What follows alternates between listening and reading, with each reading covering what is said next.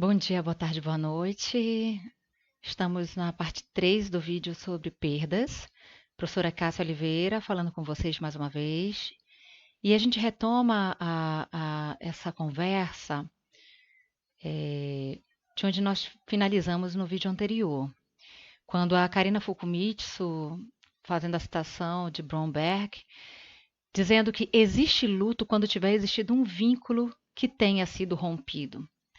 E eu falava no vídeo anterior, e a gente retoma aqui, que a Karina fez um estudo e selecionou 3 estudos que ela sistematizou, que ela organizou aqui, foram colaborativos para a escrita dessas reflexões dela, e que nesses estudos, os seus colaboradores apontaram que compartilhar o sofrimento, a perda, falar sobre isso com outras pessoas, com pessoas da tua família, trazer esse campo de compartilhamento alivia as dores emocionais, tá?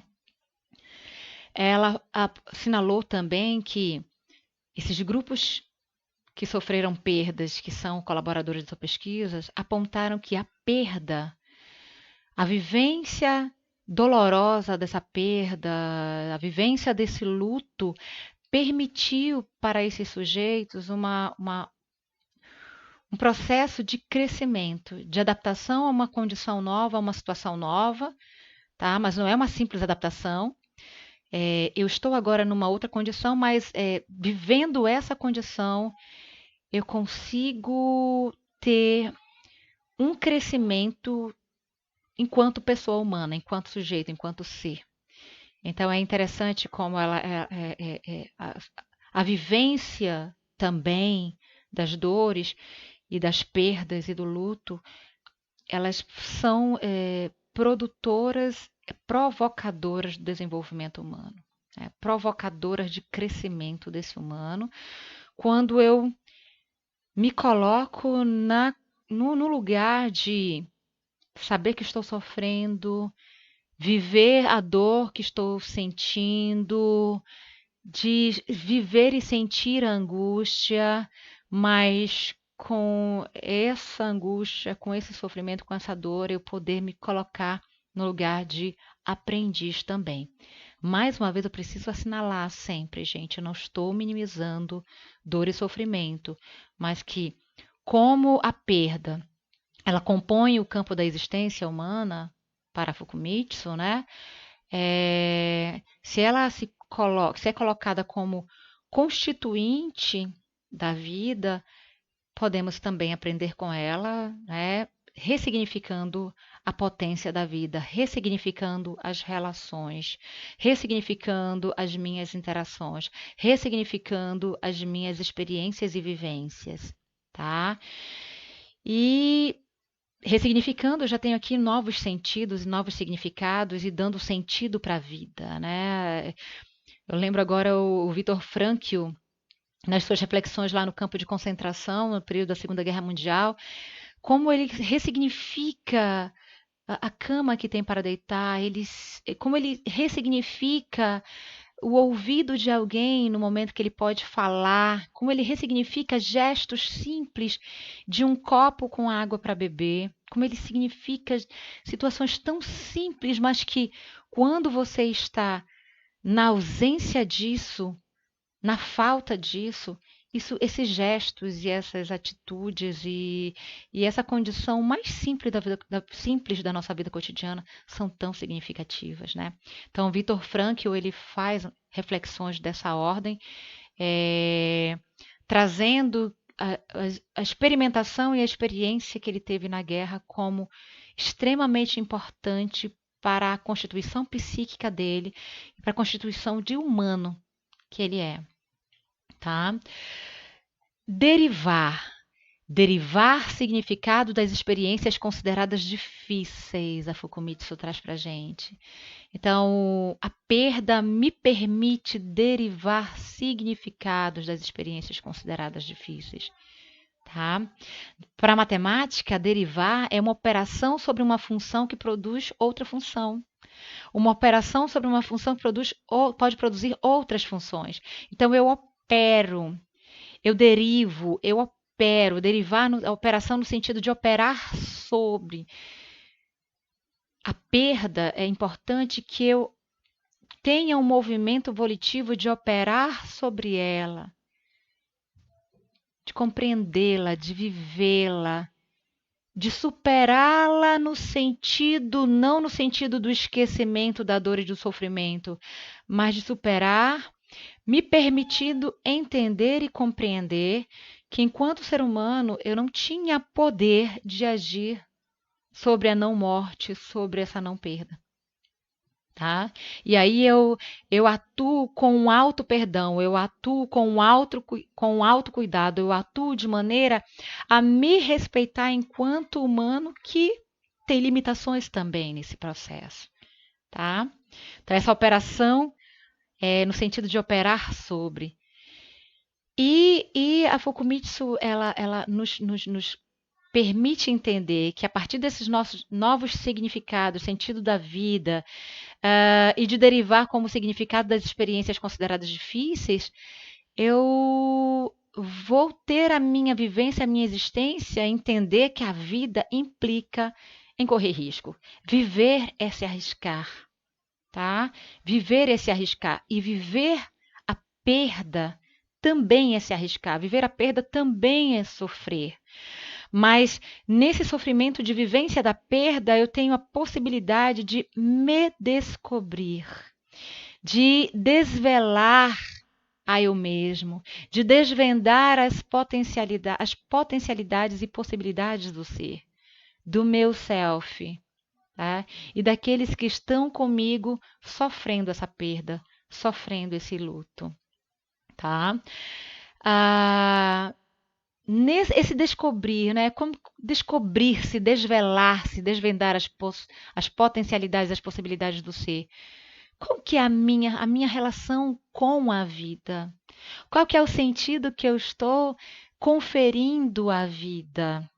E como é que eu lido nesse sentido que eu confiro à vida? Qual o sentido que eu confiro às perdas e aos ganhos? Entendendo que compõe o desenvolvimento, compõe a vida, compõe o humano, compõe ao corpus de desenvolvimento desse humano perder e ganhar, perdas e ganhos, né? Então, esse descobrir-se me permite descobrir a minha relação com a vida. Ah, minha relação com a vida é uma relação fast food, é uma relação muito dinâmica, é uma relação que eu não tenho tempo, é uma relação que eu não paro para ouvir o outro, é uma relação que... Ai, lembra que aquela música do Fagner, olá, como vai? Eu tô indo, você tudo bem, eu vou indo. Quanto tempo, pois é, quanto tempo, me perdoe a pressa. São a alma dos nossos negócios, eu não tenho de que, eu também só ando a 100. Como que está dando a minha relação com a vida? É essa relação que eu não tenho tempo para respirar, porque eu estou a todo tempo agindo, produzindo, trabalhando, agindo, produzindo, que eu não tenho a possibilidade de me ver, de me olhar, de me enxergar, de sentir, de me conhecer. A Fukumitsu, ela traz uma problematização muito interessante.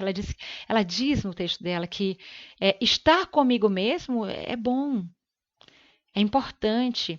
Difícil. Ser quem eu sou é bom e é importante. O difícil é ser quem eu não sou.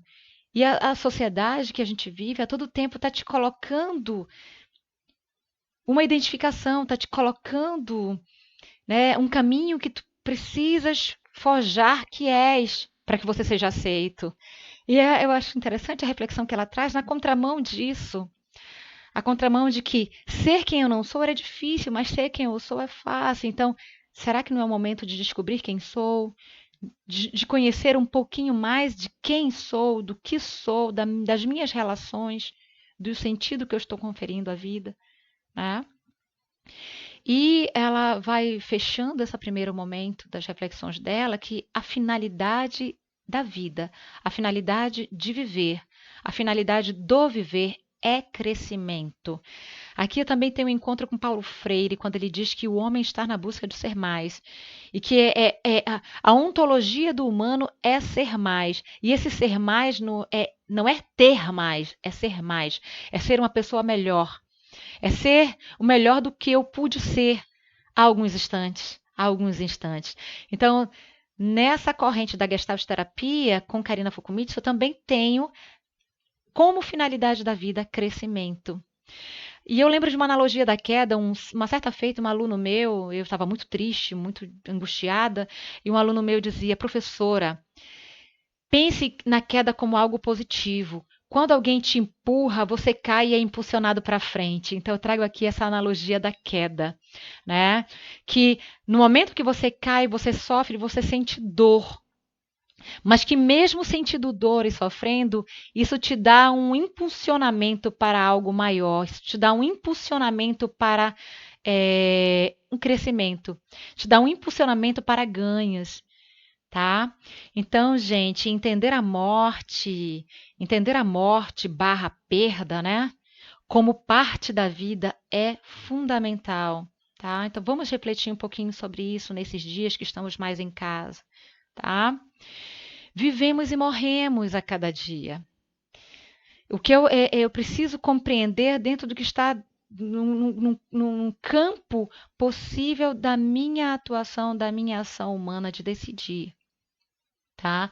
Com relação às facticidades que não estão sob o meu controle, eu não tenho muito como interferir, mas eu tenho como interferir como eu vou lidar com a perda diante das perdas, tá? A, a faticidade são situações que não escolhemos, que nós não precisamos concordar com elas, que é um fato. Eu fui furtado, alguém foi furtado da minha vida de maneira muito radical, né, que eu não esperava. Então, são situações que eu não escolho, eu não preciso concordar com isso. Eu posso ficar angustiado, eu posso sofrer, eu posso gritar, eu posso, enfim. Mas eu vou precisar direcionar um campo de uma energia psíquica para eu digerir isso, para eu digerir aquilo que não está ao meu alcance, para eu derivar isso e para eu aceitar. Aceitando, eu trago, eu disponibilizo ao meu self um pouco de paz, tá? E aí a gente entra aqui, vamos experienciar os nossos lutos, experienciemos com toda a complexidade de emoções que o luto nos trouxer, tá? Que as perdas nos trouxerem. Vamos respeitar o nosso luto. E respeitar o nosso luto significa eu respeitar esse corpo de sentimento que eu estou vivendo, que está talvez muito confuso, mas eu me respeitar nesse processo, tá? E lembremos que a perda, essa perda não foi uma opção minha. Não foram as nossas opções, não foi a minha opção. Lembremos mais ainda, lembremos novamente que nós temos a autonomia de escolher como queremos viver a partir dessa perda, tá? Isso está ao nosso alcance. Ai, Cássia, tu não estás sendo simplista. Não, não estou sendo simplista. Eu vou sofrer, eu vou chorar, eu vou ficar com raiva, eu vou fazer a negação, depois eu vou estar ali barganhando, tá? Então, é nesse sentido. Podemos viver, vamos digerir esse luto, mas entendendo que eu tenho autonomia. Eu tenho autonomia. Sobre as minhas mãos está a autonomia de escolher como eu vou viver a partir dessa perda. Como uma possibilidade de crescimento, como uma possibilidade de aprendizado, com uma possibilidade de reconfigurar as minhas relações, com a possibilidade de respeitar as minhas interações e respeitar eu mesma, respeitar ao meu tempo, tá? Então eu sei que a dor está presente, o sofrimento está presente, os sentimentos complexos e angustiantes e ambivalentes estão presentes. Mas eu convido você, a partir dessa reflexão da perda, trabalhadas no vídeo 1, 2 e nesse terceiro, te permita, te respeita, te permite viver e te permite aprender com isso, te permita crescer, nos permitamos crescer, mesmo em situações tão duras, tão difíceis e tão adversas. E aqui eu deixo para vocês a referência, tá, dessa reflexão, desses 3 vídeos, Karina Okihama Fukumitsu, no livro dela Perdas no Desenvolvimento Humano, um estudo fenomenológico. tá? Cheirinho para vocês, espero que eu tenha sido colaborativa com esses diálogos e que outros diálogos venham. Cheiro, cheiro. Bom dia, boa tarde, boa noite.